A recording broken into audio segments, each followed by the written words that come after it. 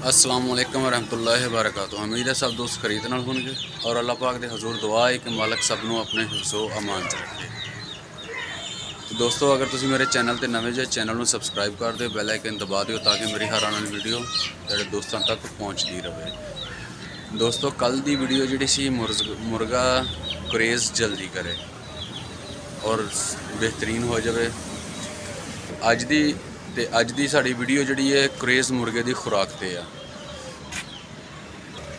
पहले अपने परिंदियां नूं जिहड़े मौजूद ने उन्हां नूं खुराक थोड़ी जी पा दी है तो उस तो बाद इस दे उत्ते गपशप लाने जी। तो दोस्तों, अज की खुराक दे विच साडा पालक,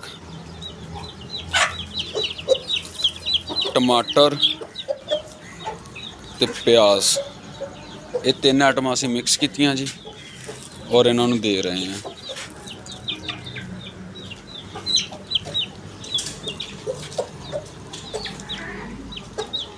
और अलग अलग जगह ते टमाटर, प्याज, प्रोटीन,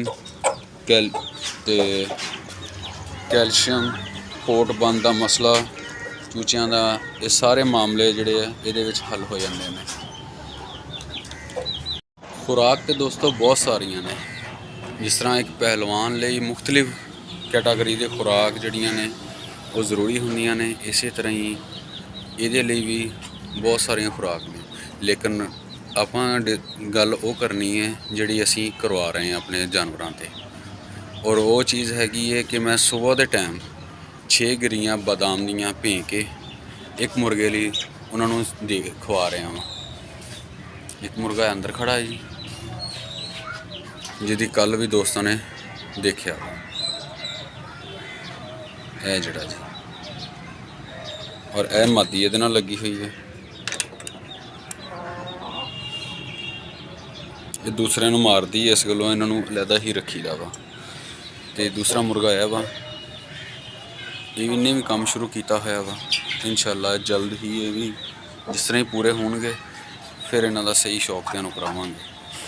तो उस इस तरह ही जिहड़ा वा इहदा आम रूटीन दे विच मैं इहदा बाजरा नॉर्मल ही खुराक दे रहा इन्हों, बाजरा, कनक ते मकई, ये तीन आइटम। मकई का दलिया लै लेना वा, तीनों आइटम मिक्स करके इन्हों दाने च दे रहा वा।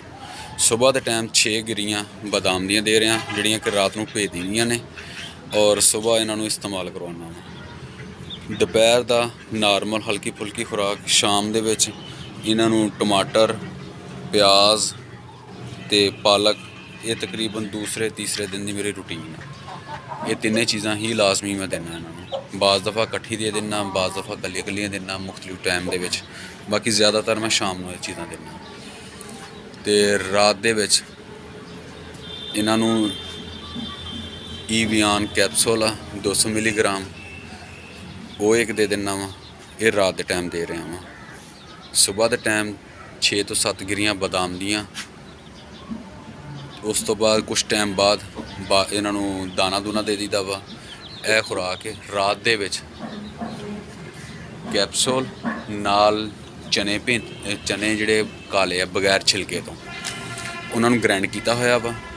सरों के तेल दे विच 1 चम्मच रूटीन ना 1 चम्मच कढ़ना वा, सरों के तेल च उन्होंने गुन लेना वा, जिस तरह आटा गुन लईदा वा इसी तरह गुन लईदियां। उहदे छोटे छोटे दाने बना के वो इन्होंने खिला दीदे आ। हत्थ ते रख के ही खा लैंदे आ। उहदे नाल जानवर ना आपसी प्यार मुहब्बत बनता वा, जानवर इतमाद च आंदा वा, डर उहदा खत्म होंदा वा। ना खावे तो फिर इन्हों फड़ के भी खिला दीदे आ, लेकिन मैं अगे नहीं सिटदा। बाकी खुराक जी हो अगे रख दी है। यह जड़ियाँ चीज़ां ने ये मैं फड़ के ही इन्हों देना वा। बाकी दोस्तों, एक चीज़ जिहड़ी अहम और मेन आ इहदे विच वो ये है कि किसी नूं चीज़ आमने सामने दसनी या सिखानी वो बहुत आसान आ, लेकिन इस तरह कैमरे दे विच बहुत सारे अल्फाज दा चुनाव करन च परेशानी हो जाती, अगे पिछे हो जाते हैं।